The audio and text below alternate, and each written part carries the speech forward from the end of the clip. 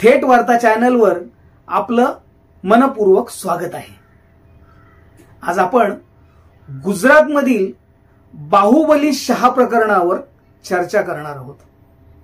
हे प्रकरण गुजरात समाचार या 93 वर्ष जुन्या वृत्तपत्र आणि त्याच्या संलग्न जीएसटीव्ही न्यूज चॅनलचा सहमालक बाहुबली शांतीलाल शाह यांच्या अटकेशी संबंधित आहे।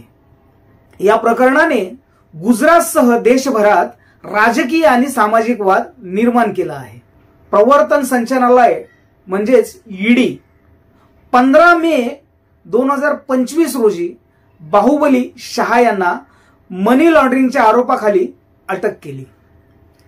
या कारवाईनंतर विरोधी पक्षांनी केंद्र सरकार आणि गुजरात सरकारवर प्रेस स्वातंत्र्य दडपण्याचा आणि लोकशाहीच्या आवाजाला दाबण्याचा आरोप केला आहे। 13 मे 2025 रोजी मुंबईहून आलेल्या आयकर विभागाच्या पथकाने अहमदाबाद येथील गुजरात समाचारच्या खानपूर येथील मुख्य कार्यालय, बाहुबली शहा आणि त्यांचे मोठे भाई व गुजरात समाचारचे व्यवस्थापकीय संपादक श्रेयांश शहा यांच्या निवासस्थानांवर तसेच एसजी महामार्गावरील जीएसटीव्ही चॅनलच्या कार्यालयावर छापे टाकले। या छापेमारीचा उद्देश आर्थिक अनियमितता आणि कर चोरीच्या संशयाची चौकशी करणे हा होता। आयकर विभागाने सलग 2 दिवस 13 आणि 14 मे अशी ही कारवाई केली। आयकर विभागाची कारवाई संपल्यानंतर ईडीने 15 मे 2025 रोजी गुजरात समाचारच्या कार्यालयावर आणि शहा बंधूंच्या निवासस्थानावर छापे टाकले। ईडीने बाहुबली शहा यांना मनी लॉन्ड्रिंगच्या आरोपाखाली अटक केली। अटकेनंतर त्यांची प्रकृती बिघडल्याने त्यांना प्रथम व्हीएस रुग्णालयात आणि नंतर जायडस रुग्णालयात दाखल करण्यात आले। सूत्रांनुसार ही कारवाई आर्थिक व्यवहाराशी संबंधित होती, परंतु ईडीने अद्याप याबाबत स्पष्ट माहिती जाहीर केलेली नाही। बाहुबली शहा हे गुजरात समाचार या गुजरातमधील सर्वात मोठ्या वृत्तपत्राचे सहमालक आहेत। त्यांचे मोठे भाई श्रेयांश शहा हे या दैनिकाचे व्यवस्थापकीय संपादक आहे। शहा कुटुंबाचा गुजरातच्या माध्यम क्षेत्रात गेल्या अनेक दशकांपासून दबदबा आहे। बाहुबली शहा हे केवळ माध्यम उद्योजक नसून 15हून अधिक व्यावसायिक संस्थांशी जोडलेले आहेत।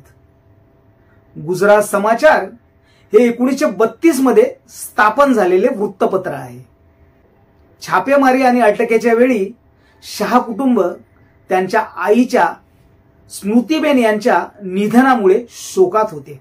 बाहुबली शहा हे वरिष्ठ नागरिक असून त्यांना गंभीर आरोग्य समस्या असल्याचा दावा त्यांच्या कुटुंबियांनी आणि समर्थकांनी केला आहे। या प्रकरणाने गुजरात आणि देशभरात तीव्र राजकीय वाद निर्माण केला आहे। विरोधी पक्षांनी केंद्रातील भाजप सरकार आणि गुजरात सरकारवर लोकशाहीच्या आवाजाला दाबण्याचा आरोप केला आहे, तर सत्ताधारी पक्षांनी ही कारवाई कायदेशीर चौकशीचा भाग असल्याचे म्हटले आहे। लोकसभेतील विरोधी पक्षनेते राहुल गांधी यांनी सोशल मीडियावर या कारवाईचा तीव्र निषेध केला आहे। त्यांनी म्हटले की गुजरात समाचारला खामोश करण्याचा प्रयत्न हा केवळ एका वृत्तपत्राचा नाही, तर संपूर्ण लोकशाहीच्या आवाजाला दाबण्याचा प्रयत्न आहे। जेव्हा सत्तेचा आरसा दाखवणाऱ्या वृत्तपत्रांवर टाळे ठोकले जाते तेव्हा समजून घ्या की लोकशाही धोक्यात आहे।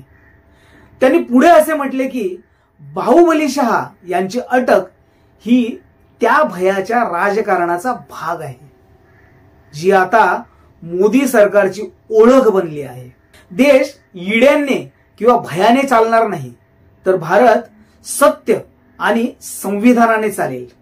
दिल्लीचे माजी मुख्यमंत्री अरविंद केजरीवाल यांनीही या कारवाईवर टीका केली आहे। त्यांनी सोशल मीडियावर लिहिले आहे की गेल्या 48 तासांत गुजरात समाचार आणि जीएसटीव्हीवर आयकर विभाग आणि ईडीने टाकलेले छापे आणि बाहुबली शहा यांची अटक ही योगायोग नाही, हा भाजपचा हताशपणा आहे. त्यांनी पुढे म्हटले, गुजरात आणि देशाची जनता लवकरच या हुकुमशाहीला प्रत्युत्तर देईल.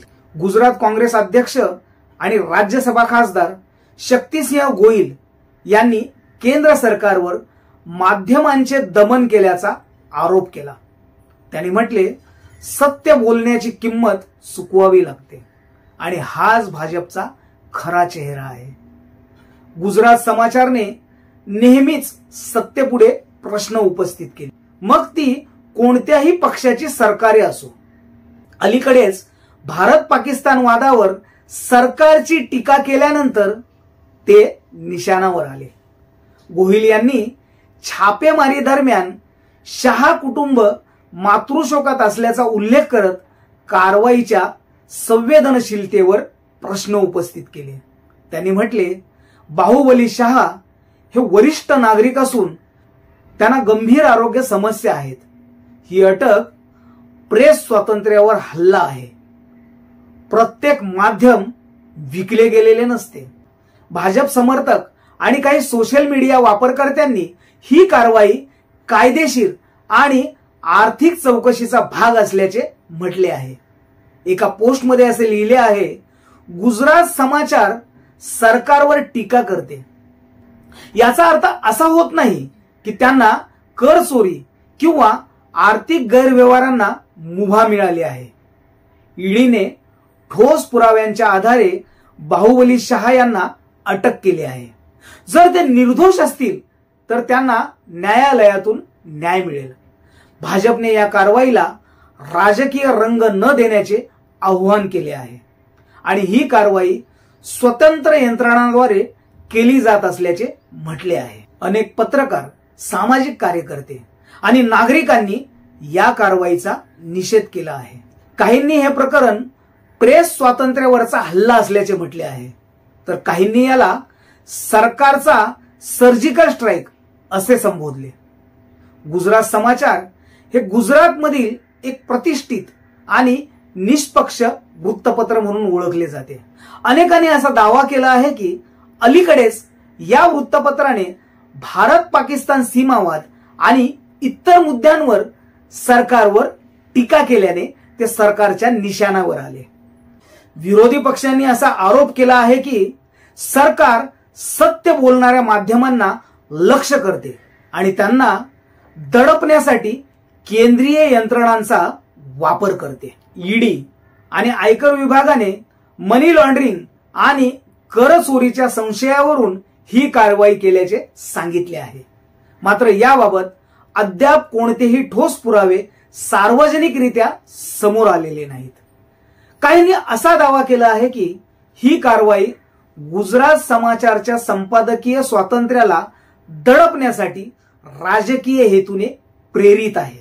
बाहुबली शहा आणि श्रेयांश शहा यांचा गुजरातच्या माध्यम क्षेत्रात मोठा प्रभाव आहे. त्यांच्या व्यावसायिक संस्था आणि सामाजिक योगदानामुळे त्यांचे नाव प्रतिष्ठित आहे. या प्रकरणामुळे शहा कुटुंबाच्या प्रतिष्ठेला धक्का बसण्याची शक्यता आहे. बाहुबली शहा यांच्या अटकेनंतर त्यांची प्रकृती बिघडल्याने या कारवाईच्या संवेदनशीलतेवर प्रश्न उपस्थित झाले आहेत. काहींनी असे म्हटले आहे की वरिष्ठ नागरिक आणि आरोग्य समस्यांनी ग्रस्त व्यक्तींवर अशी कारवाई करणे मानवतेच्या दृष्टिकोनातून योग्य नाही. 16 मे 2025 ची स्थिती अशी होती की बाहुबली शहा जायडस रुग्णालयात उपचार घेत होते. ईडीने अद्याप त्यांच्या अटकेच्या कारणांबाबत स्पष्ट माहिती जाहीर केलेली नाही, परंतु ही कारवाई मनी लॉन्ड्रिंगच्या चौकशीचा भाग असल्याचे सांगितले आहे. विरोधी पक्षांनी या प्रकरणावरून केंद्र सरकार आणि गुजरात सरकारवर हल्लाबोल केला आहे, तर सत्ताधारी पक्षाने ही कारवाई कायदेशीर असल्याचे म्हटले आहे. गुजरातमधील पत्रकारिता आणि प्रेस स्वातंत्र्याच्या भवितव्याबाबत या प्रकरणाने गंभीर प्रश्न निर्माण केले आहेत. यामुळे स्वतंत्र पत्रकारितेवर दबाव वाढण्याची शक्यता आहे. हे प्रकरण गुजरात आणि देशभरात राजकीय ध्रुवीकरण वाढवू शकते. विरोधी पक्ष याला लोकशाहीवरील हल्ला म्हणून पुढे नेऊ शकतात, तर सत्ताधारी पक्ष याला कायदेशीर कारवाई म्हणून सादर करू शकतो. बाहुबली शहा आणि गुजरात समाचार यांच्या वतीने कायदेशीर लढाई लढली जाण्याची शक्यता आहे. जर ईडीकडे ठोस पुरावे नसतील तर हे प्रकरण न्यायालयात कमकुवत ठरू शकते. बाहुबली शहा प्रकरण हे केवळ एका व्यक्तीच्या अटकेचे प्रकरण नसून भारतातील प्रेस स्वातंत्र्य, लोकशाही आणि सरकार माध्यम संबंधाशी निगडित एक महत्वाचा मुद्दा आहे. गुजरात समाचार यासारख्या प्रतिष्ठित वृत्तपत्रावर झालेली ही कारवाई पत्रकारितेच्या स्वातंत्र्यावर प्रश्नचिन्ह निर्माण करते. विरोधी पक्षाने याला लोकशाहीवरील हल्ला म्हटले आहे, तर सत्ताधारी पक्षाने याला कायदेशीर कारवाई ठरवले आहे. या प्रकरणाचा खरा चेहरा ईडीच्या चौकशीतून आणि न्यायालयीन प्रक्रियेतूनच समोर येईल. तर तुम्हाला हा व्हिडिओ कसा वाटला ते कमेंट बॉक्समध्ये जरूर लिहा आणि अशाच नवनवीन व्हिडिओसाठी चॅनलला सबस्क्राईब करा आणि या व्हिडिओला शेअर करा. जय भीम, जय संविधान.